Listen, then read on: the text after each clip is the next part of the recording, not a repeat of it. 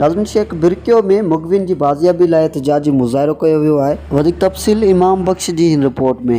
बिरकियो में मौजूद आहियां। शेख बिरकियो ते प्रिया कुमारी जेका अगवा थियल आहे उन जे यकजाती जे लाइ शेख बिरकियो जे मुख़्तलिफ़ जेके बिरादरियूं आहिनि उन्हनि हिकु वॾो एहतिजाज कयो आहे। अचो त उन्हनि खां पुछूं उन्हनि जो चवणु छा आहे।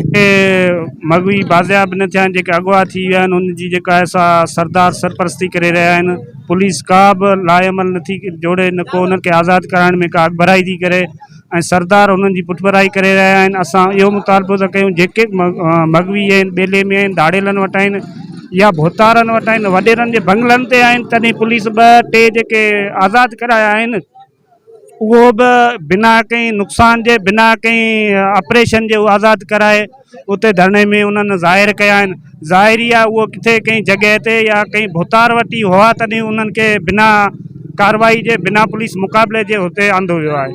असां इहो मुतालबो था कयूं जिते बि मग़वी जेके हिंदू आहिनि या मुस्लिम आहिनि उन्हनि खे ज़ाहिर कयो वञे। महिरबानी। सभ खां पहिरीं त सलाम उन कश्मीर जी माउनि ऐं भेणनि ऐं भाइरनि खे आहे जिन में हिन जी कड़ी रखी सिंध में ही सुजागी पैदा कई आहे। हिते जेको ज़ुल्म हली रहियो आहे, धाड़ेल को कल्चर, इनखे ख़तमु करण लाइ ही एहतिजाज कयो वियो आहे। हीउ जेको सरदारनि जे तरफ़ां हीउ जो कल्चर पैदा कयो वियो आहे, इन जे ख़ात्मे लाइ ही एहतिजाज कयो वियो आहे। ऐं शेख बिरकियो अवाम कश्मीर जी अवाम सां हर मोड़ ते गॾु आहे। ऐं जेके ही अगवा थिया आहिनि, असांजो मुतालबो आहे हिननि खे जल्द खां जल्द बाज़ियाब करायो वञे ऐं मासूम प्रिया कुमारी जेका आहे उनखे भी जल्द खां जल्द बाज़ियाब करायो वञे।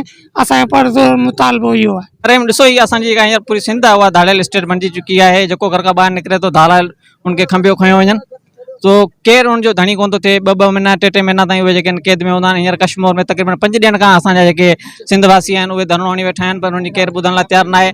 2 महीननि खां जेको उन्हनि जो इंदौर जो मुखियो जेको धाड़ियल वटि कैद हो, सिर्फ़ु 2 ॾींहंनि जे एहतिजाज बैदि उनखे जेको आज़ादु कयो वियो आहे।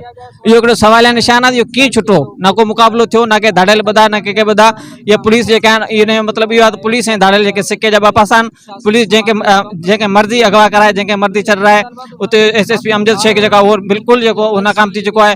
उन जे हद में माण्हू अगवा थिया पर उन तरफ़ां एक्शन न कयो आहे। सखर मां जेका प्रिया कुमारी अगवा थी आहे उन अञा ताईं जेका उहा आज़ादु न आहे थी चुकी। उन वाल सां इहो मुतालबो कंदासीं सिंध पुलिस कान ते इनकलाब एक्शन वठी प्रिया कुमारी खे बाज़ाब करायो वञे। गॾो गॾु जेके पूरी सिंध मां जेके अगवा थी विया आहिनि मुग़वी उन सभिनी खे बाज़ाब करायो वञे। हिते जेके जिन एहतिजाजी मुज़ाहिरो कयो उन्हनि जा तव्हां वीचार ॿुधा ऐं हिननि जो चवणु आहे त सिंध में जेको धाड़ियल कल्चर आहे उनखे ख़तमु कयो वञे ऐं जेके मग़वी उते क़ैद में आहिनि उन्हनि खे आज़ादु कयो वञे। ऐं शेख बिरकियो जो मुख़्तलिफ़ सियासी ऐं समाजी काफ़ी तादाद में जेके हिते आवाम गॾु थी हिकु पुरज़ोर एहतिजाज कयो आहे। कैमरामैन टीम सां गॾु इमाम बख्श टंगड़ी, लाइव न्यूज़ हैदराबाद।